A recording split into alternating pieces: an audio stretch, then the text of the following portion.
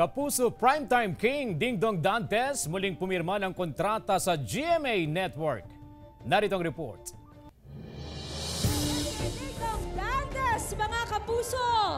Tumatag pa ang samahan ng multi-awarded actor at host na si Dingdong Dantes at ng GMA Network na nagsilbing tahanan na niya sa loob ng maraming taon. Matapos ang contract renewal signing ni Dingdong na isinagawa ngayong araw May 9. Present sa signing ceremony ang mga key executive ng GMA tulad ni GMA Network Chairman Attorney Felipe Algozon, President and CEO Gilberto Ardoavit Jr., Executive Vice President and Chief Financial Officer Felipe Esialong, GMA Network Senior Vice President for Programming, Talent Management, Worldwide and Support Group and President of GMA Films Attorney Annette Gozon Valdez, Senior Vice President Entertainment Group Lilibet G. Razonable, Sparkle Vice President Joy Marcelo, and Executive Vice President of GMA Pictures Nessa Valdelion. At gusto ko rin banggitin na hindi lamang artista si Dingdong. Reservist siya sa Navy, entrepreneur, director, you name it, he has it.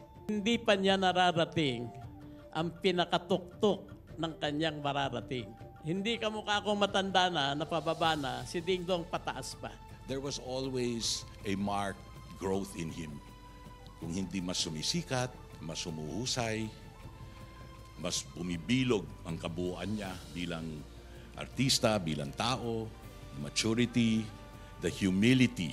Sa kanyang karera, pinatunayan ni Dingdong ang kanyang commitment sa paghahatid ng mga dekalidad na palabas na patok sa mga Pinoy. Sa muling pagbubukas ng bagong kabanata ni Dingdong Dantes at ng GMA Network, ipagpapatuloy niya ang paggawa ng mga makabuluhang kontribusyon para sa industriya at magbigay ng inspirasyon sa mga manonood sa mga susunod pang taon. Ang isa talaga sa pinaka-memorable na tumatatak sa akin hanggang ngayon ay yung unang-unang beses na sumampa ako sa isang entablado, sa isang stage. At yun ay nung nag-uumpisa ako bilang isang dancer. Kakaibang joy ang naibigay sa akin nun dahil meron akong stage to showcase my talent. Claire Lacanilaw, 1 North Central Luzon.